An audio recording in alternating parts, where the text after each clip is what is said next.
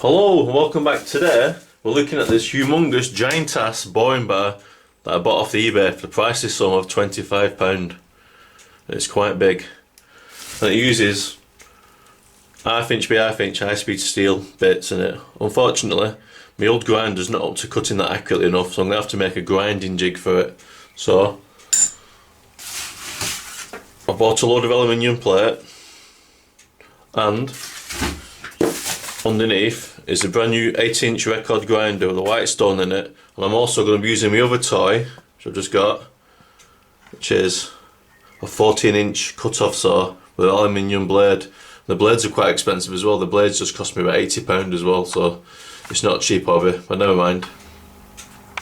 Okay, I'm going to zoom out now for dramatic effect. Awesome, eh? Using a white stone, 8-inch. There's about a 40mm flat on it, which is going to be alright for doing tool steel. And I'm just trying to weigh up the height of the jig I'm going to make. And it's going to have some kind of tilting bed on the top. So that's where we are so far. The next time you'll see it, we're doing a bit of cutting and a bit of screwing. And I kind of condense it down and show you the finished thing so I'm not boring you. The metal's now in the cut-off saw, ready to cut. It's a bit of a beast. I'm not looking forward to cutting it.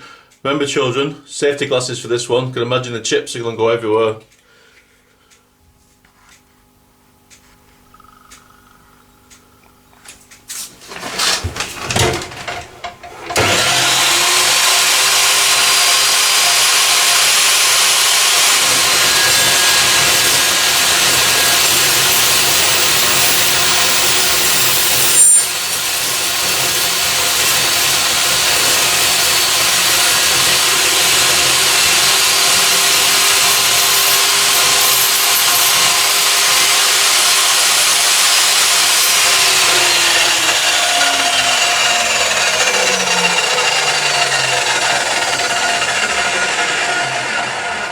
Well, it's surprisingly pain-free. I don't know if it'll focus on that, but it's not a bad cut, that. Still scares the shit out of me though, but it's a good tool. Another good function on these saws is the ability to cut angles up to 45 degrees.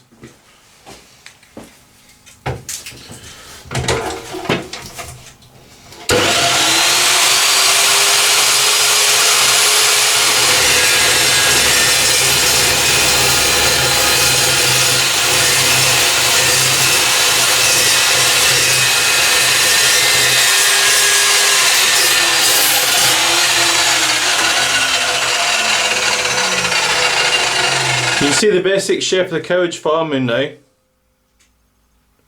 but I've still got to do some more rounded work.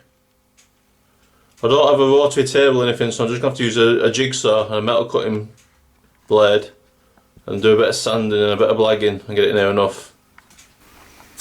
The work pieces are now cut to size and shaped and rounded off. I've just got to drill a hole in them and all will be revealed in a minute.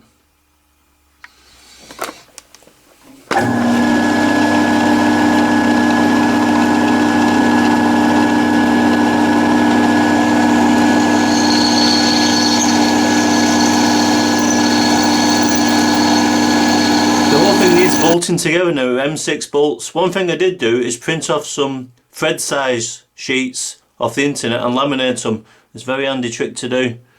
And if you look at the M6 times 1, you need a 5mm bit, and that is exactly what I've got in the drill.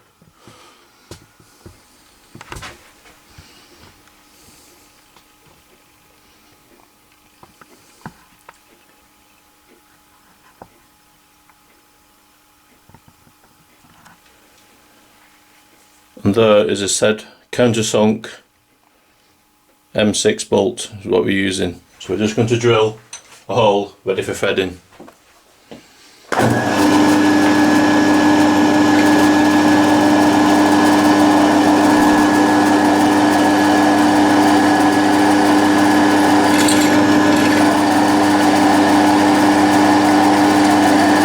going to go about 1 inch deep or 25mm.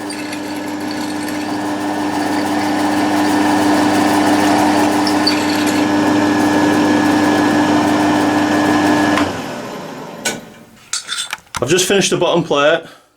I've just slotted it out to take this piece of aluminium and this acts as a guide for this piece here to slide up and down, and that'll give you adjustment up to the grinding stone. Then on the opposite side of that I have to cut another slot in it, and that will give you a side action for your cutting tool. All will be explained anyway, as I'm nearly there now.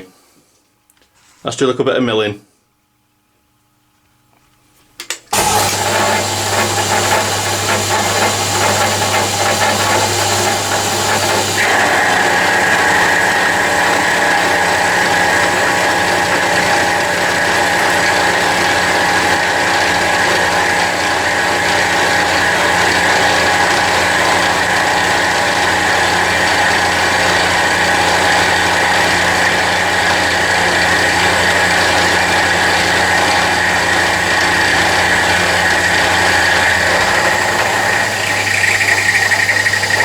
The bottom carriage for the grinding jig is now finished and all bolted together.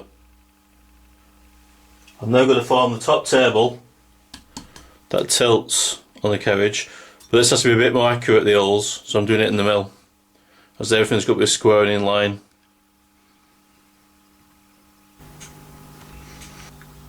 All the pieces of the grinding jig have been cut and are ready for polishing.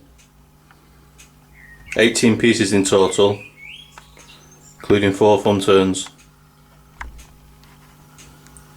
I've not got a polish yet, but I have picked up this Grantham Brooks mortar.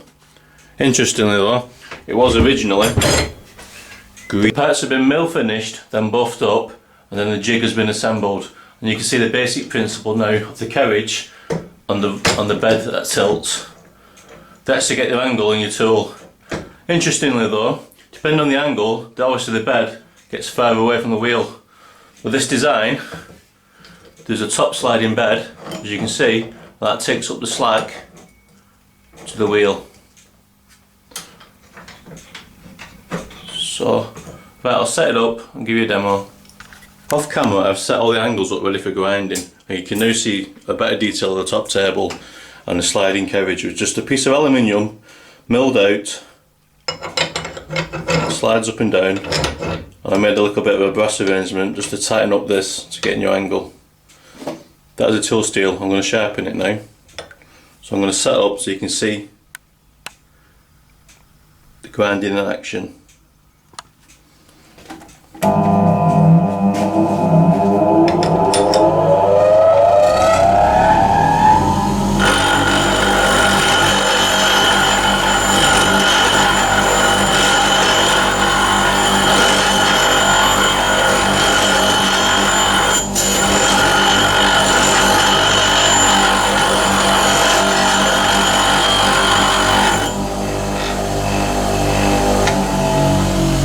That's it, job done.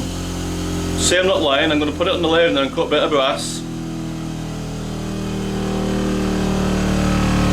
The resharpened bit is now back in the Colchester where it belongs. Only one thing I had to do, there's a very sharp edge, and what you have to do, you have to radialise the edge, and you just get a better finish on your workpiece. And what I use is one of these easy laps, the sort of thing used for sharpening up wood chisels and the like, which is exactly what I use it for, because I am a carpenter by trade. Anyway, I don't know the grade of this brass. It's just a bit of scrap brass I got laying around, so I don't know if it's got any lead in it or it's free cutting, but we'll give it a go.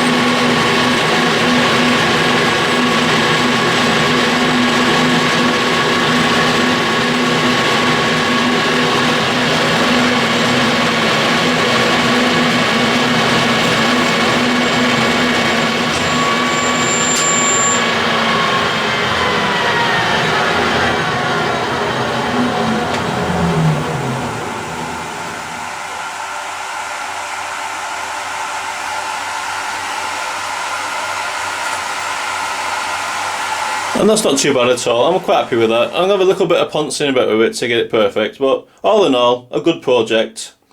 So pull yourself away from the computer, go out and get something done. Thanks for viewing.